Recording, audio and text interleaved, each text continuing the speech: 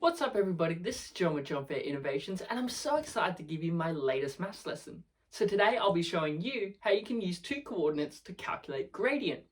Now before I get into the video, if you enjoy it today, make sure you hit that thumbs up button, leave a comment on maybe another maths topic you'd like me to tackle, and if you really enjoy the video, make sure you hit that subscribe button so you can stay up to date with all the videos as they come out. Now in a previous lesson, we learned about the equation of a straight line. So y equals mx plus c. Now, today we're going to be focusing on the m component, which is our gradient. And if you want more information about the equation of a straight line and what these all specifically mean, do check out my previous video where I go into more detail about what they mean. But today I want to focus on this formula next to me, which is m equals delta y over delta x. And we're going to use this and two coordinates to solve our equation.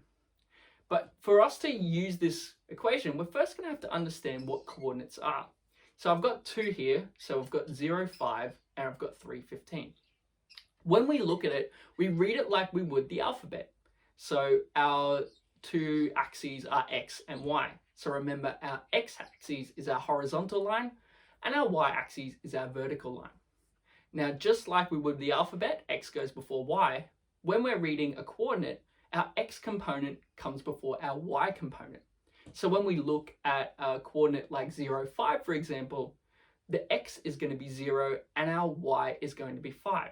And then how we would put the point in, or our coordinate into our graph, is along the horizontal line, we find where 0 is, and then along the vertical line, our y-axis, we find where 5 is. And then we would just match the two up, and it would look something like this.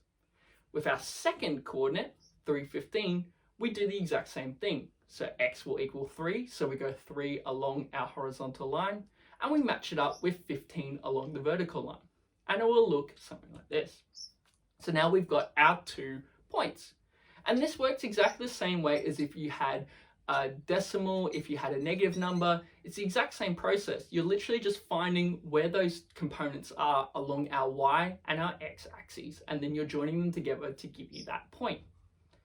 So now that we've got our 2 points and now we understand where they are, we can actually link them up together using a straight line. So as you can see here, I've matched the 2 points together and now we have a straight line.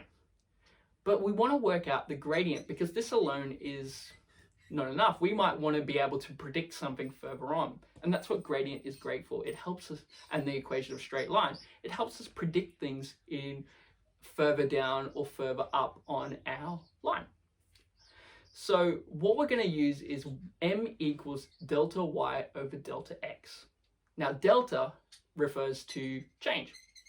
And how we calculate that is simply subtraction. So you might see it as delta y over delta x. It can also be written as m equals y2 minus y1 divided by x2 minus x1.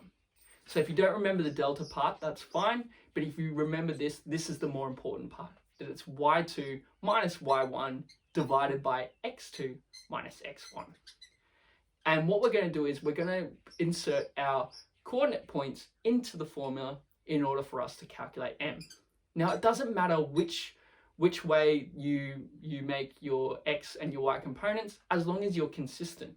So if you choose 0 to be your x1, then y has to be your y1. If you make 3 your x1, then 15 has to be your y1. And then you would do the opposite to the other one. Today we're going to make 3x2. We're going to make 15y2. So that would make 0x1, and that would make 5y1. Now all we do is we plug it into our equation. So remember, it was y2 minus y1 divided by x2 minus x1.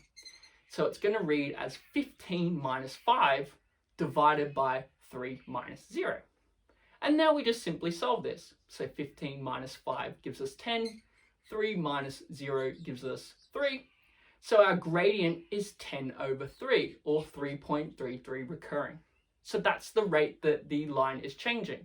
So if you wanted to look further down, you would know that it's going up or down by this value, by 3.33 recurring. Well, thank you so much for today. Hopefully that explains how to calculate gradient using two coordinates. But always stay safe, be kind to one another, and I'll see you next time.